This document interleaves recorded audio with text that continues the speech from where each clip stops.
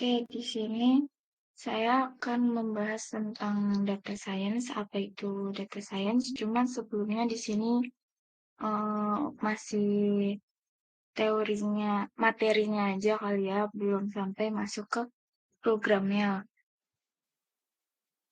Sebelumnya perkenalkan, nama saya Alvina Larasati Winarso dari mahasiswa Universitas Gunadarma jurusan Informatika.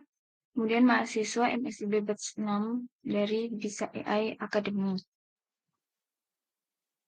Kemudian di sini ada agenda pembahasannya. Yang pertama itu definisi dari data science, yang kedua ada pentingnya data science, yang ketiga itu proses dari data science itu gimana, yang keempat ada skill dan karir dari data science. Yang pertama itu pengertian dari data science. Data science itu bidang interdisipliner yang menggunakan metode ilmiah, proses, algoritma, dan sistem untuk menggali pengetahuan dan wawasan dari data terstruktur maupun tidak terstruktur. Nah, di sini ada kunci dalam data science. Yang pertama itu pengumpulan data. Nggak mungkin kan kalau misalkan dari pengumpulan data itu langsung nantinya lompat ke visualisasi data. Pasti kan harus kayak bertahap dulu dari pengumpulan data, pembersihan data, analisis data, terus ke machine learning-nya, kemudian terakhir ke visualisasi data. Nah, untuk pengumpulan data itu, di mana proses mengumpulkan data dari berbagai sumber seperti database atau platform online yang digunakan dalam analisis. Misalkan dalam pengumpulan data ini, kita mengambil dataset dari Kaggle contohnya. Kemudian dari pengumpulan data yang kita ambil dari Kaggle itu nantinya akan masuk ke pembersihan data, di mana tahap ini penting untuk membersihkan data dari noise, duplikat, atau nilai yang hilang agar data menjadi lebih akurat dan siap untuk dianalisis. Biasanya kan kalau kita dapat dataset dari Kaggle itu ada data yang masih kosong gitu kan di tahap data yang kemudian nanti akan dianalisis. Nah, tahap analisis data ini melibatkan penggunaan teknik statistik dan eksplorasi data untuk menemukan pola, tren, atau insight yang dapat digunakan untuk pengambilan keputusan. Dari analisis data ini nanti akan masuk ke tahap machine learning, di mana menggunakan algoritma atau model matematis untuk mengembangkan sistem yang dapat belajar dari data, membuat prediksi, atau mengidentifikasi pola yang kompleks. Kemudian baru masuk ke visualisasi data.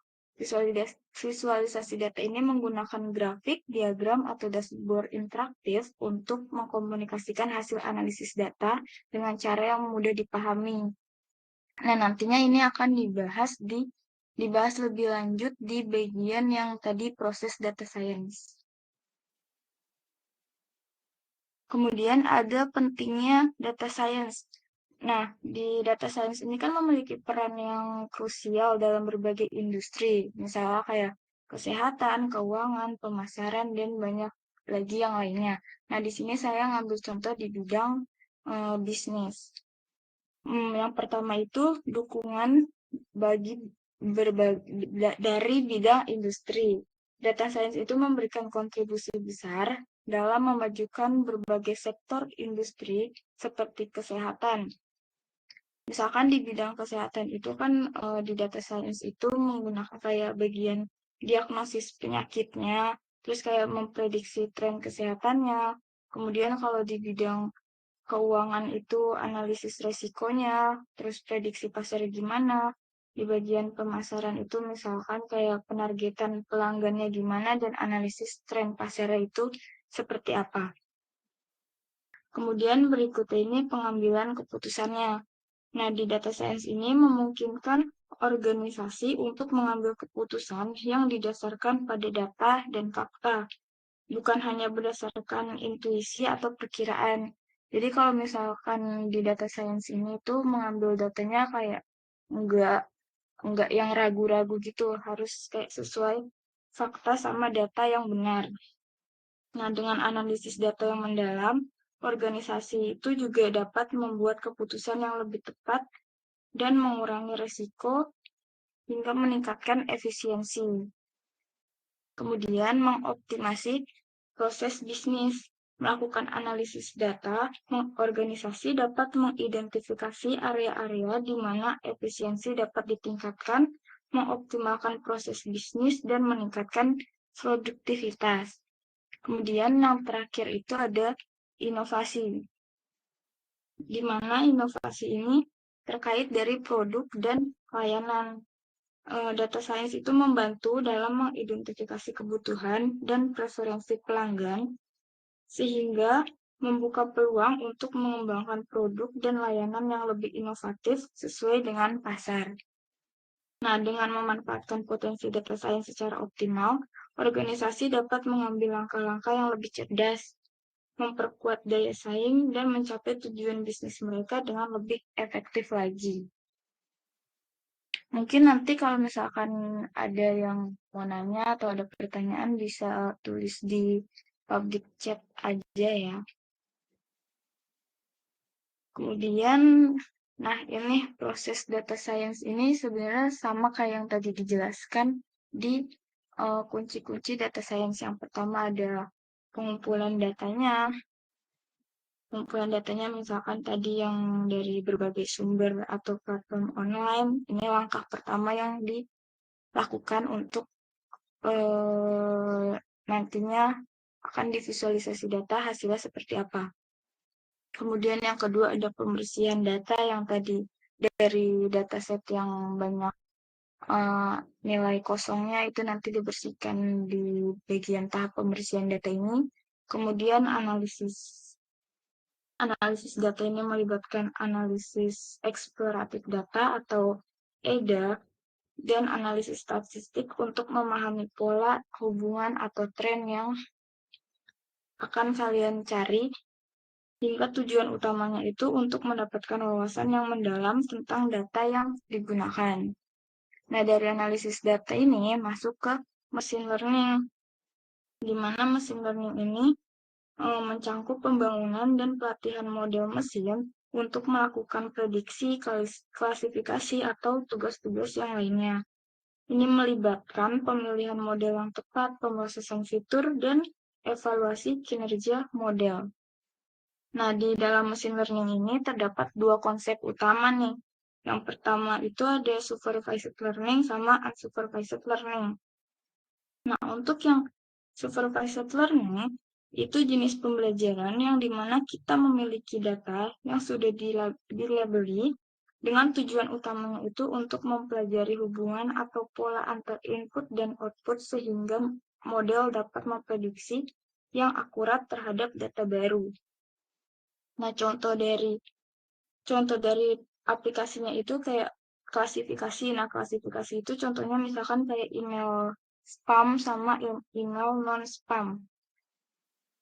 Di mana kalau misalkan di email itu kan kalau misalkan ada email yang tergolong emailnya masuknya email spam, maka dia akan masuk ke bagian yang spam, nggak terlihat gitu kan, nggak langsung muncul di notif gitu.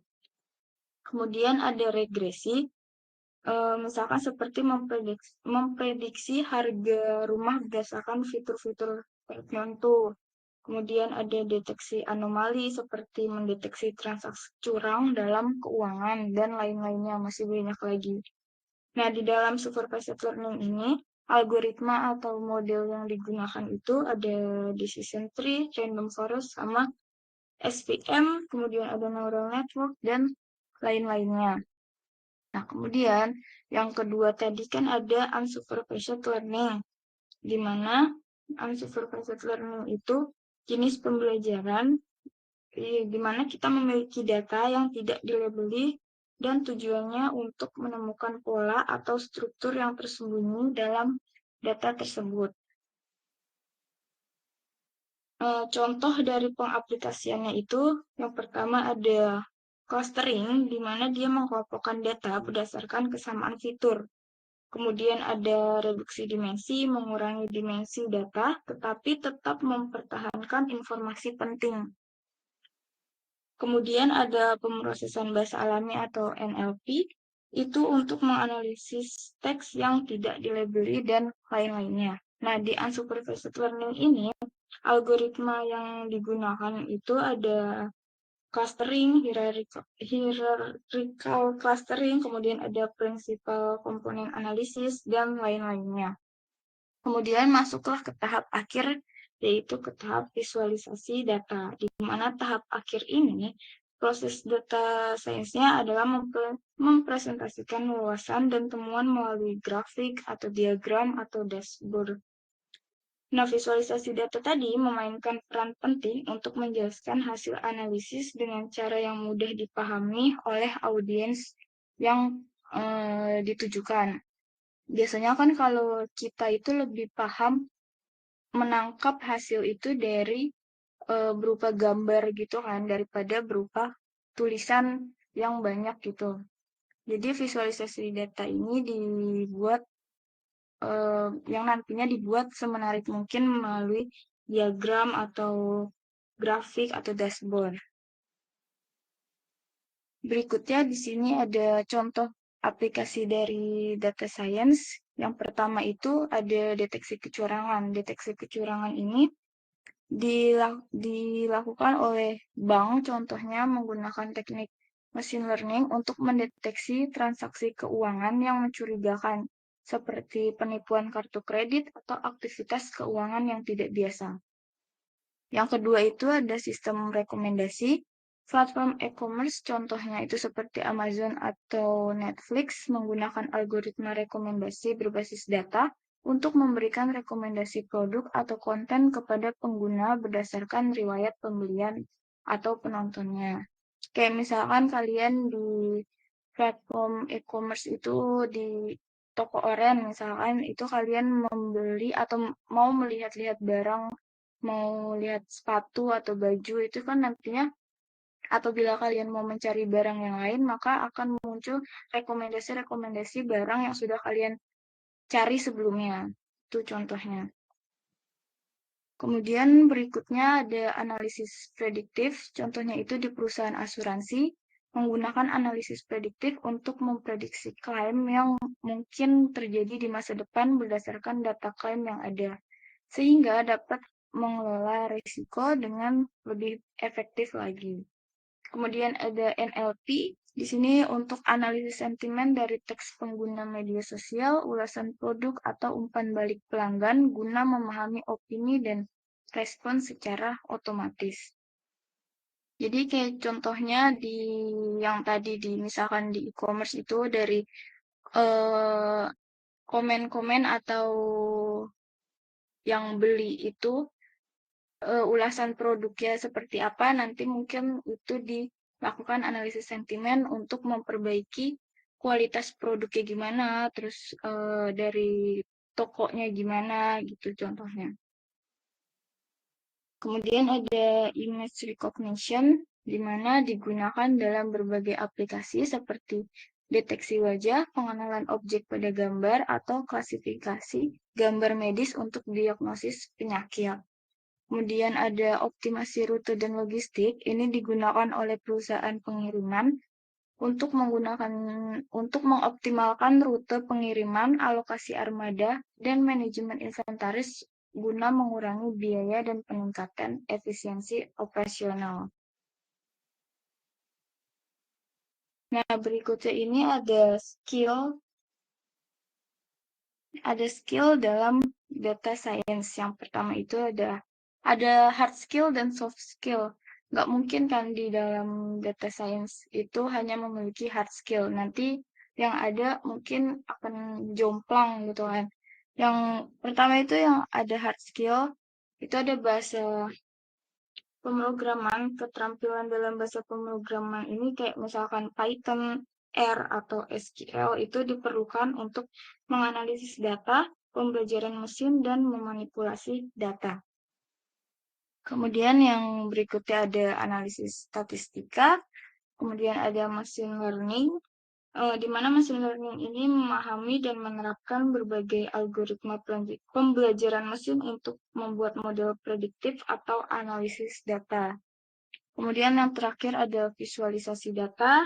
Ini juga sama, misalkan menggunakan yang tadi grafik, diagram, atau dashboard. Kemudian bisa juga menggunakan Tableau, Matplotlib, atau ggplot untuk membuat visualisasi data yang efektif dan informatif lagi.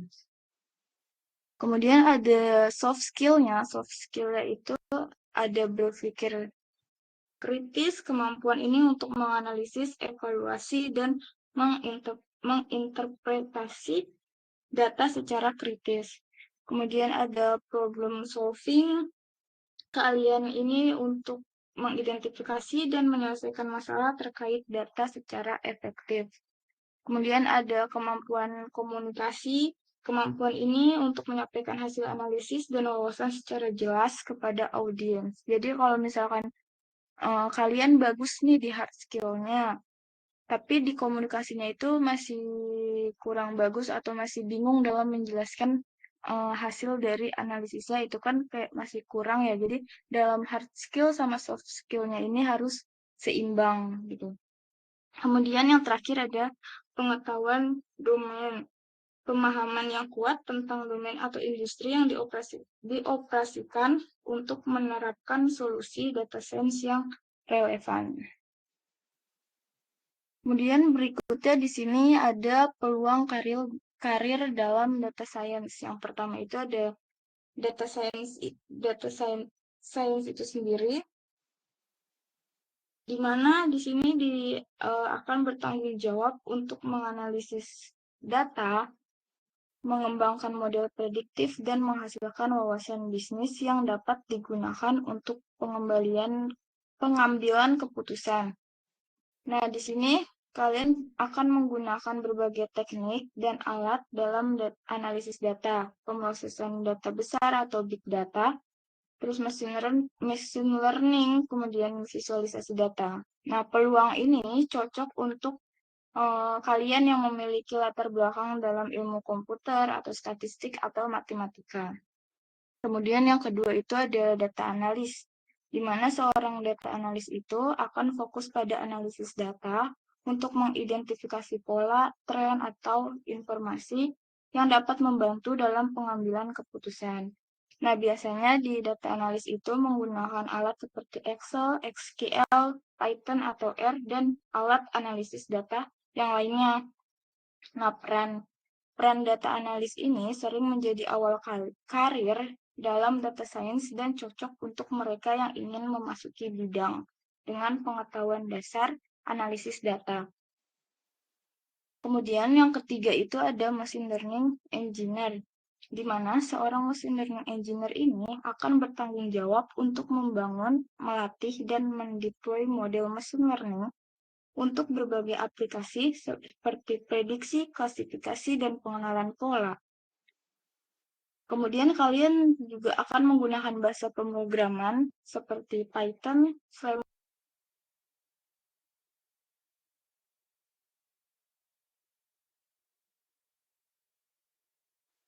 machine learning. Kemudian berikutnya ada data engineer, di mana seorang data engineer ini fokus utama Anda adalah mengelola infrastruktur data, membangun dan mengoptimalkan pipeline data, serta memastikan keandalan dan ketersediaan data. Anda akan bekerja dengan teknologi big data seperti Hadoop, Spark, dan pengelolaan basis data seperti SQL, NoSQL. Peran ini memerlukan pemahaman yang kuat tentang pemrosesan data dan infrastruktur teknologi. Kemudian yang kelima ada data konsultan, di mana seorang data konsultan akan bekerja dengan berbagai organisasi untuk membantu memahami dan mengelola data dengan lebih efektif. Nah, kalian akan memberikan solusi dan rekomendasi terkait analisis data, strategi data, dan implementasi teknologi data. Kemudian yang terakhir itu ada data product developer, di mana seorang data product developer ini akan bertanggung jawab untuk mengembangkan produk atau layanan berbasis data seperti aplikasi analisis, sistem rekomendasi, dan platform data. serta akan memadukan keterampilan teknis dengan pemahaman yang kuat tentang kebutuhan penggunaan dan strategi bisnis. Sebetulnya peluang karir dalam data science itu masih banyak lagi ya selain dari 6 yang tadi dijelaskan. Mungkin bisa dicari tahu sendiri nantinya kalian itu akan lebih tertarik kemana gitu. Sebelum ke kesimpulan, apakah ada yang ingin ditanyakan sampai di sini?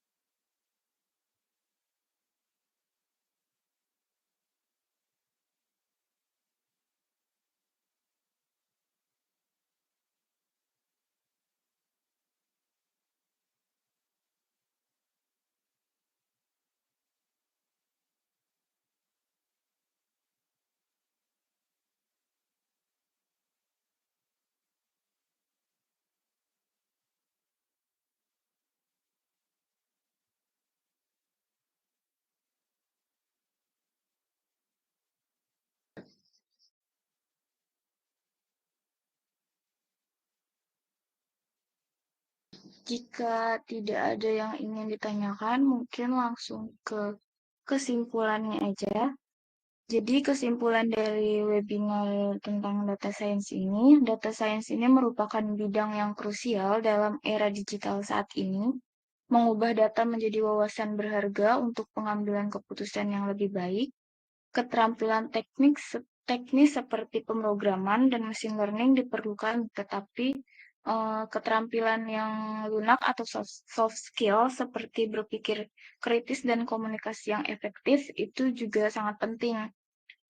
Kemudian berbagai peran karir seperti data scientist, data analis, dan machine learning engineer, dan lain-lainnya menawarkan peluang yang menarik dalam mengelola data dan memecahkan masalah secara kompleks. Dengan menguasai keterampilan ini, seseorang dapat menjadi pemain kunci dalam transformasi digital dan inovasi industri.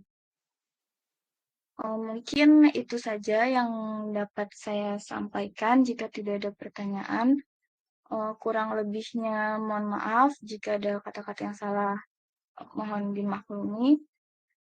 Sekian dari saya. Wassalamualaikum warahmatullahi wabarakatuh. Terima kasih buat yang udah join.